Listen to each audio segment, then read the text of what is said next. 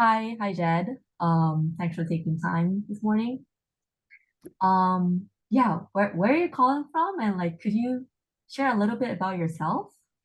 Well, first off, thanks very much. It's a pleasure to be in conversation with you again.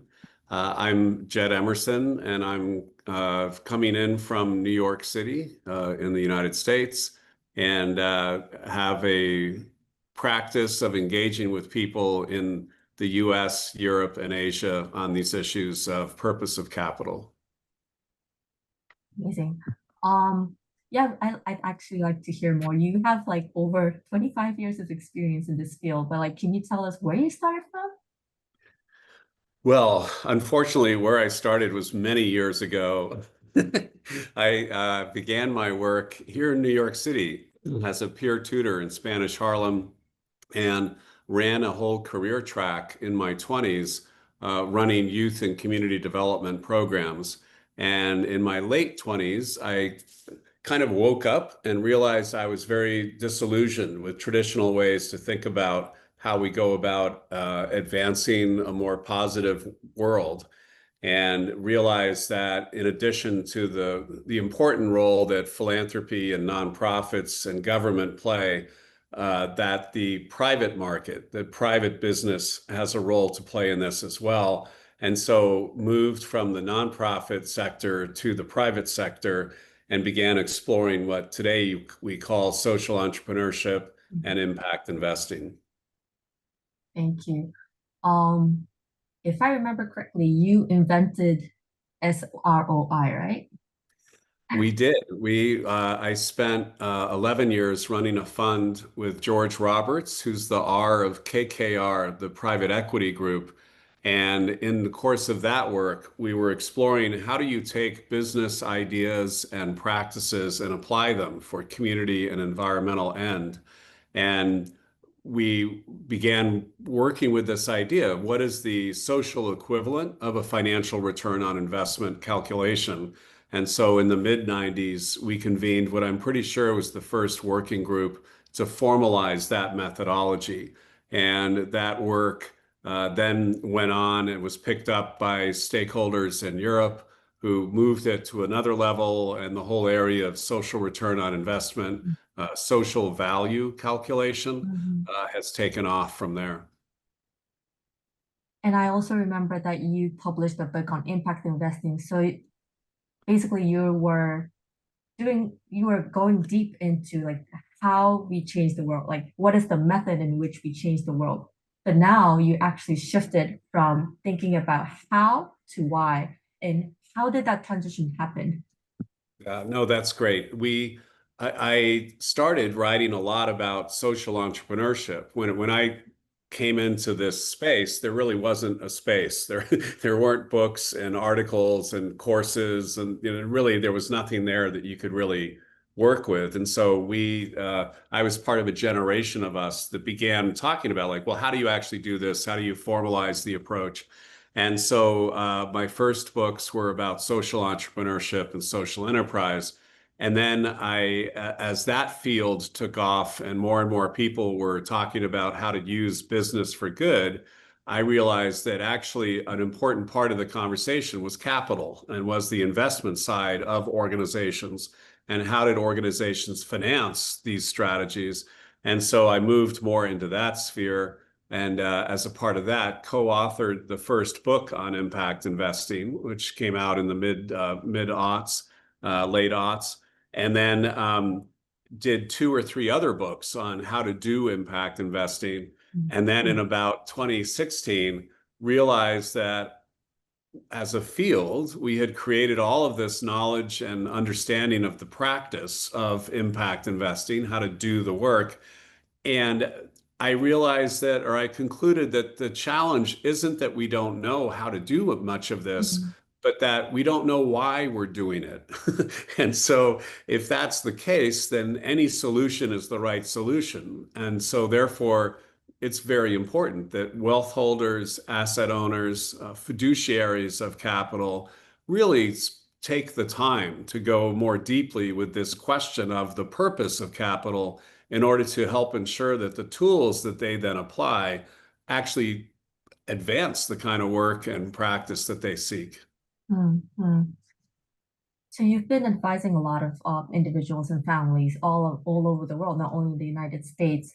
How do you think this purpose conversation is, is it explored already, or is it quite new to a lot of families? What is the shift that you've seen in the past 5 to 10 years? Sure. I think the shift, I think, has been kind of profound because a lot of families start with a set of answers that are given to them by their financial advisors and by their attorneys, where they say you should have a foundation, you should have a fund, here's the structure that you should put your capital into. Mm. And then over time, they realize that that is the easy part.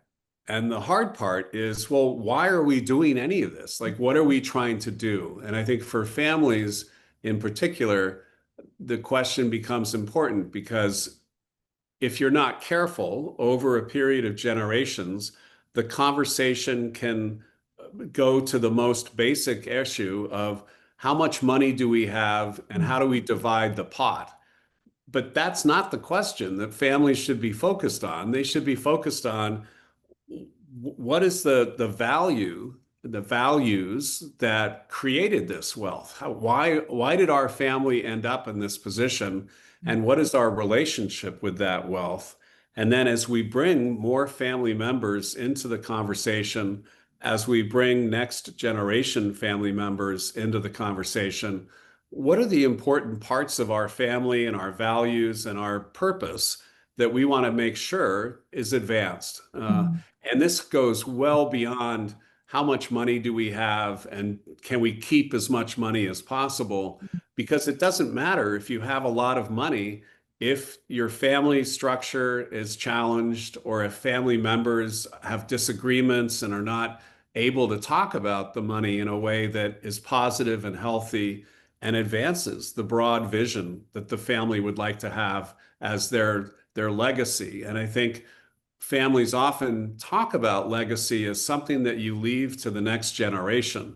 I think of legacy not as something you leave, but as something you live. And to live a legacy means that we have to go deeper with these questions of meaning, purpose, and value. Thank you. My last question. So why is this question of purpose so important today in this world today? What would you think? I'm not sure if this is true or not. So I will say this, and it may not be true, but I feel that there was a time when we had a cultural frame and a context that answered some of these questions. What did it mean to be an American? What did it mean to be a Japanese? What is the cultural value that we're moving forward with? And I think in the last, let's say, 50 years, many of our traditional ways of thinking about culture and meaning and value have been not under attack, but they've been challenged. There are different alternatives. There are many competing ways that people are thinking about the world today.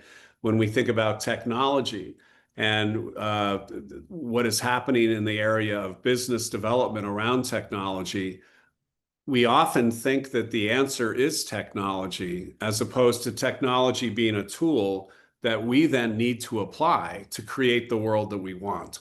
And so I think in some ways, the purpose conversation today around wealth and money and meaning is an extension of that consideration, that it's not, if you look at the damage that Facebook has done, if you look at the potential damage of artificial intelligence, we need to be in control of our tools and not let our tools determine how we show up in the world. And so this conversation becomes very, very critical for families who are trying to navigate this very different world than we had 50 or 100 years ago.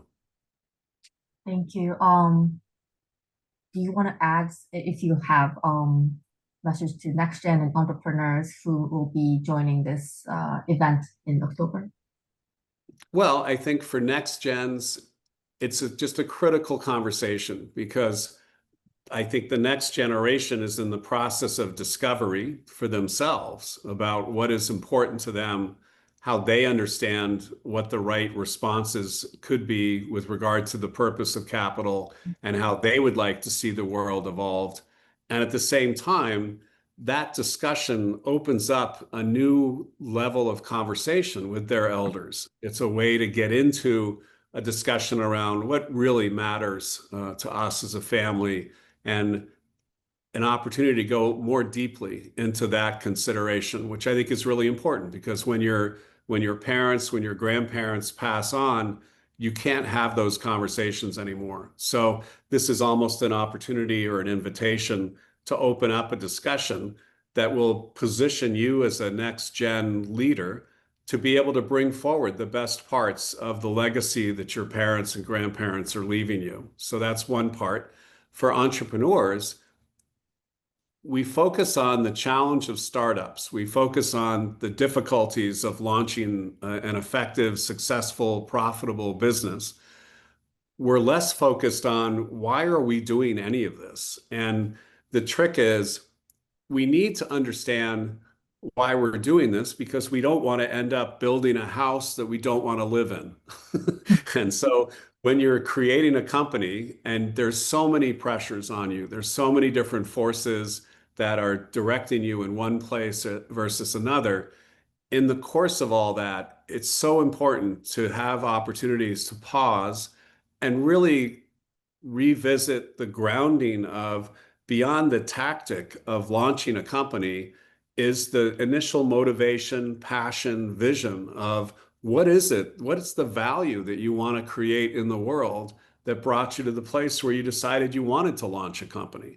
Mm-hmm. And so to take an opportunity to step back, reflect on that, and always have as a touchstone or a North Star this idea of purpose and meaning and value is very important, because as you take on subsequent rounds of capital, as you deal with challenges in the market, you need to be clear on how do we want to show up in the market? What's the value that we want to bring to our customers, to our employees, to our shareholders, but ultimately for entrepreneurs, for yourself. What do you really care about, and what's worth your life? Mm-hmm. Because you're really taking your life energy and deciding, I'm not going to do this, this, or this. I'm going to invest my life in this enterprise. Mm-hmm. That's a big decision. And so we need to make sure that we're always managing that decision and that process of business development on terms that are in alignment with how you as an entrepreneur want to be in the world. And so these are two parts of a similar conversation that I really treasure, and I'm looking forward to being with you to have in the coming months. Thank you. Really last question. When we come to this session, would the audience get an answer from you? What do we get from this session if they come? I think that part of what's wrong with our world is that people lead with their answers. I think that you end up in a situation where my answer has to be shown to be better than your answer. And so we're always in this posture of debate and discussion around answers. I would argue that if we take more time to sit more deeply with the questions, then the answers are almost simple. The answers kind of come out of that reflection, and the clarity around direction and process evolves out of each of us saying, look, where you stand depends on where you sit. And depending on your perspective, the solutions, the responses will look one way versus another. I'm much more interested in this as an opportunity for us to step back and reflect on our questions than I am in coming in and trying to give you an answer that won't necessarily work for who you are or for the context that you're operating within in Japan. And so I'm looking forward to this less as how do I give somebody an answer than how do I help all of us sit more effectively with the questions, so then we can co-create answers together moving forward in the world. Thank you, Jed. We look forward to the session in October. Thank you so much. I look forward to seeing you, and thanks again for taking the time.